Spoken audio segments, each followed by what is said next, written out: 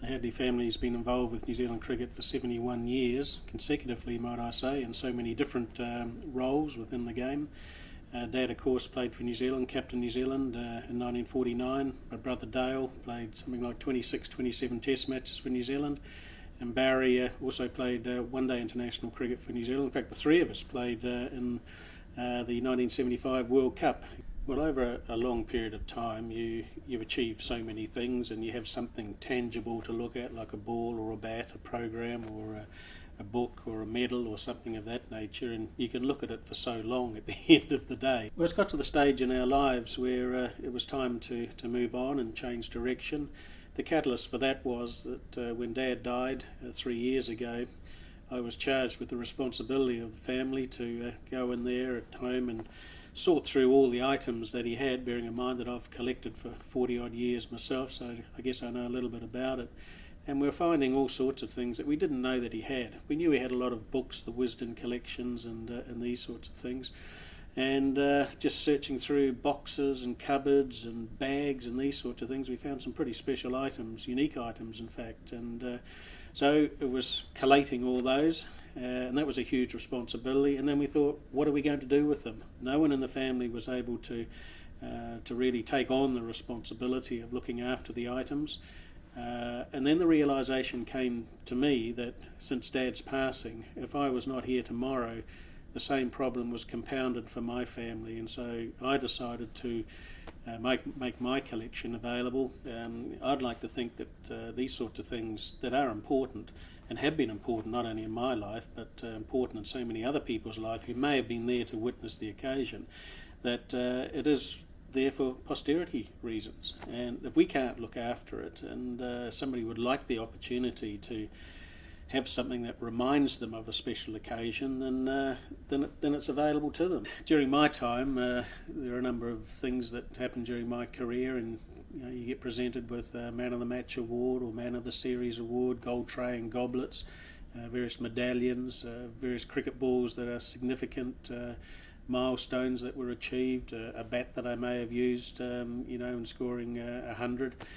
In Dad's case, his 1949 New Zealand cap that he wore on the tour of England, his blazer. The Wisden collection of cricket books, his collection is quite fantastic. Well, I guess my favourite item would be an autograph book that goes way back into the early 1900s. And I actually purchased the book from a fellow that unfortunately was dying of cancer. And I kept that book going for about 15 years until it finished. Of every touring team that came to New Zealand, for example, from the mid 1930s, 40s, and so on, and then started another book for the next 10 years that's also available. And Dad, of course, had a number of autograph books that he had on the 1949 tour. So that to me is a very special item. Well, I spent a bit of time in Australia, and the opportunity came to talk to some people about memorabilia, and the name Charles Lesky of Lesky's Auctions kept coming up time and time again.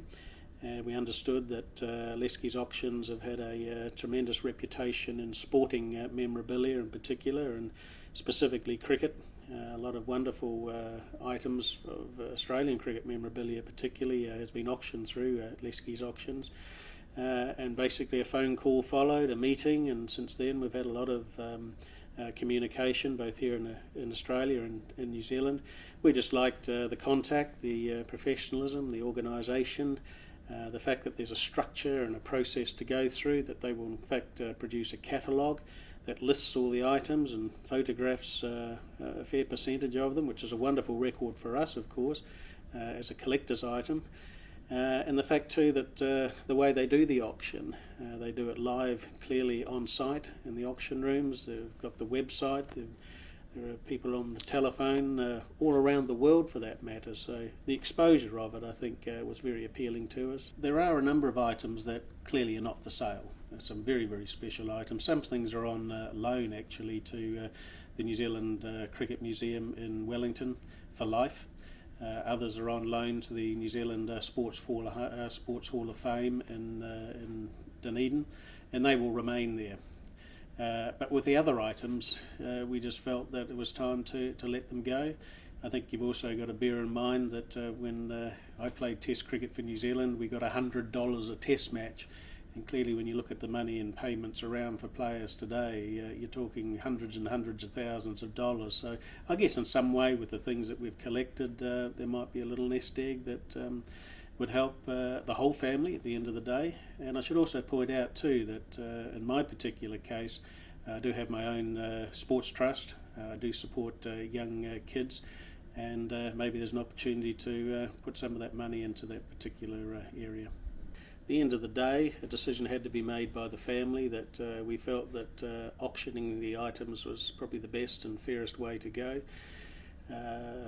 It's like somebody moving on in their life and they've got a house to auction or a car that they want to auction or furniture. In many ways this is no different. It's time that these items were moved on. Unfortunately, our 71 years of cricket involvement with New Zealand cricket is now over, because there's no one in the family now that actually plays the game. So it's fair to say that what we have achieved as a family in the game of cricket has now ended, perhaps sadly in many ways. Unfortunately, my sons, they don't play, and the sons of my older brother Barry, they're not interested in sport, and so it's the end of an era.